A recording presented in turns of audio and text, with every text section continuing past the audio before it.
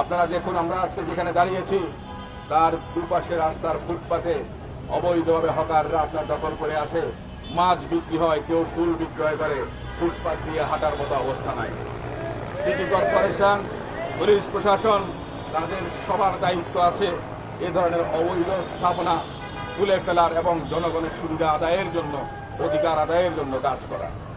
রাস্তাঘাটে দেখবেন অনুমোদনহীন অনেকগুলো রিক্সা আছে, হাজার হাজার রিক্সা আছে, গাড়ি আছে ফিটনেসবিহীন। সে সমস্ত গাড়ি কেন রাস্তায় চলাচল করে?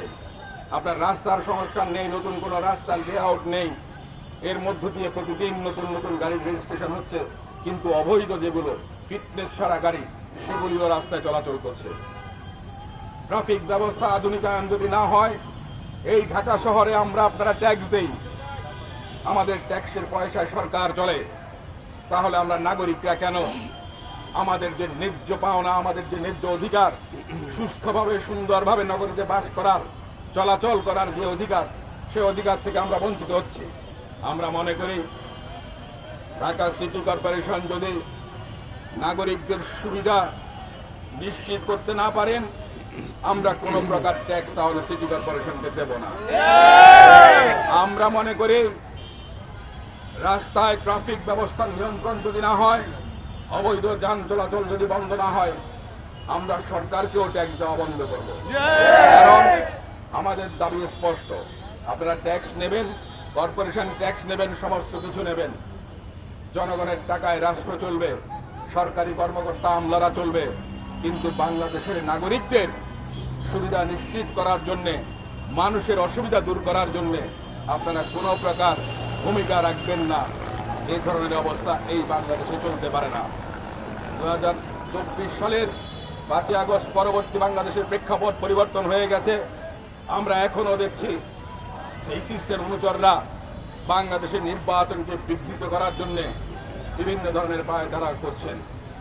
আমরা চাইব সমস্ত ষড়যন্ত্র মোকাবেলা করে বাংলাদেশ জাতীয়তাবাদী দল, তার অঙ্গ সংগঠন, যুগপৎ আন্দোলনের শরিকরা মিলে আমরা আমাদের ন্যায্য অধিকার, আমাদের হিস্সা আদায় করার জন্য প্রয়োজনে আমরা আবার রাস্তায় নামবো। সেই সিস্টমুক্ত বাংলাদেশ আমরা করেছি, ইনশাআল্লাহ সেই সিস্টের যেন পুনর্বাসন না হয়, সেটার জন্য আমরা সর্বদা সচেষ্ট থাকবো। পিআরের কথা বলা হয়, এই প্রফেশনাল রিপ্রেজেন্টেশনের কথা বলে পাবলিক রিলেশন, জনগণের সঙ্গে কোনো সম্পৃক্ততা কারো থাকবে না। কারণ আপনি থাকবেন ঢাকায়, রাজনীতি করবেন, আর ভোট পড়বে অন্য জায়গায়, আর আপনি এমপি হবেন আরেক জায়গায়। দলের 300 সিরিয়ালের মধ্যে যদি আপনার সিরিয়াল 300 নম্বর হয়, আর দল যদি আনুপাতিক হারে 100টি আসন পায়, আপনার নাম 300 নম্বরে থাকবে, আপনি 99% ভোট পেয়েও আপনার কনস্টিটুয়েন্সির জনগণের সেবক হতে পারবেন না। জনগণের যেখানে ভোটের সরাসরি অংশগ্রহণ নাই, রাজনীতিবিদের কোনো কমিটমেন্ট থাকবে না, কেউ তখন আর রাজনীতি করবে না, নেতাদের পেছনে দৌড়াবে, জনগণের কাছে কেউ যাবে না। এই ধরনের হঠকারী সিদ্ধান্ত যারা নিচ্ছেন, যারা গোয়াত্তরি করছেন, তারা ফেসিস্ট ফেরত আসার জন্য নতুন কোন ষড়যন্ত্র করছেন। আমরা ধানমন্ডি, নিউ মার্কেট, কলাবাগান, হাজারীবাগ সহ বাংলাদেশ জাতীয়তাবাদী দল, অঙ্গ সংগঠন, ছাত্রদল, যুবদল, শ্রমিক দল, স্বেচ্ছাসেবক দল, কৃষক দল, সমস্ত সংগঠনের পক্ষ থেকে বলতে চায়, কোন প্রকার ষড়যন্ত্র না করে গণতান্ত্রিক ব্যবস্থা যেন বাংলাদেশে ফেরত আসে, সেজন্য সবাই একসঙ্গে কাজ করি।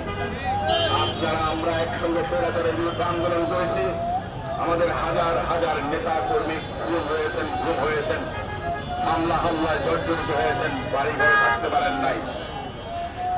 আমরা নির্যাতিত আমাদের বন্ধুদের পক্ষ থেকে দাবি রাখতে চাই, বাংলাদেশে গণতন্ত্র যদি ফেরত না আসে, প্রতিষ্ঠিত যদি না হয়, নির্বাচিত সরকার যদি না আসে, বাংলাদেশে যে অর্থনৈতিক অব্যবস্থাপনা, বাংলাদেশের সামগ্রিক অর্থনীতিতে একটা বড় বিপর্যয় চলে আসবে। বিদেশিরা বিনিয়োগ করছে না, দেশের মধ্যে যারা উদ্যোক্তা আছেন তারাও নিরাপদ বোধ করছেন না।